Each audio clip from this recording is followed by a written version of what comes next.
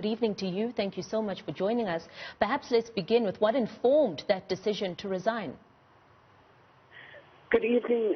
Thank you very much, and I hope that you're all coping under the circumstances with the COVID virus, which is really looking to threaten a lot of, lives and livelihood. Under those circumstances, really, I wouldn't want to dwell on this thing too much. It's a resignation. It's been coming. I mean, I initially did resign in 2016 and subsequently, it changed, obviously, my mind about it and continued up until 2020. And it's been a good run, and I really, really want to thank constituencies, various communities, many stakeholders, and various civic organizations and just many members and, really everyone Gautengers at large for the opportunity to have worked with them through the legislature work as well as through the political work of, amounting to whatever small contribution we may have made. I have been truly humbled and blessed. And Mandisa, of course, there were rumors already in February that you had resigned. The EFF only confirming today your resignation. Was there perhaps a delay in them accepting your resignation? No, I wouldn't call it a delay. I really honestly would not be able to speak on behalf of the organization, so you'd have to find out from them. And what happens now? What are your plans? Well, I suppose, I've been, itching to go back to sort of some kind of corporate environment. I suppose once a slave, always a slave. Maybe through business and not directly through corporate. I've already accepted to be a patron for a very brilliant, innovative organization called Abacha Force of Change, a youth-led organization that focuses on indigenous methods of teaching, early childhood development curricula, all created by young, vibrant black youth from the Ekurhuleni side of, Gauteng and various other things. I mean, there's quite a few social change campaigns and projects I really would like to be part of. And they are wonderful people that, are having engagements with me about various projects.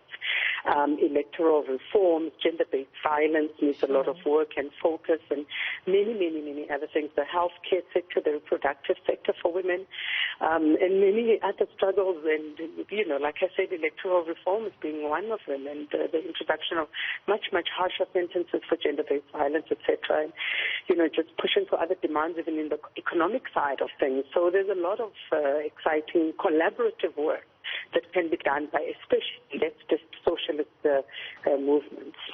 I mean, over the years, Mandisa, you've spoken passionately and harshly against issues of gender-based violence. And so I want to know from you, I mean, we see the police minister this evening announcing 87,000 calls that have been made around issues of gender-based violence since the lockdown began. There's been concerns that have been raised around the safety of women and their children who are now confined in their homes. What do you make of that?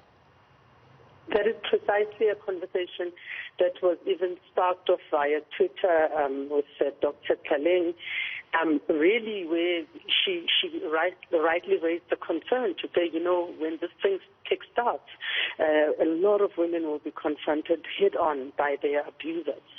And, somebody else added on, of course, the obvious vulnerability of children who are facing molesters and they literally have nowhere to run.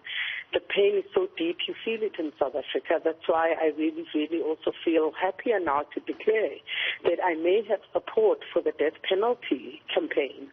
And to the point where I could even support it and say that we should demand for a referendum to, ask South African women and men how they wish to deal with the scourge, because it's a war against victims, powerless, defenseless, already almost disenfranchised victims in society, really the most pained of all population groupings of black women, African women in South Africa. And it's time that we call for seriously tough punishment and we look at other measures instead of avoidance to say, is it possible that we could go to that extent for deterrence if the criminal justice system is fixed, is corrected,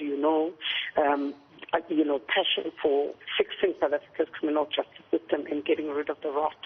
And the corruption is very, very high currently, because without sorting out corruption, it doesn't matter which ideology governs. You won't achieve much. You won't be productive. It steals from everything. And Mandisa, before we let you go, any truth to rumors that you could possibly, be joining Herman Mashaba in his movement? I'm not sure who's starting those rumors. Those people would have to confirm them. I really can't stoop to the level of rumors.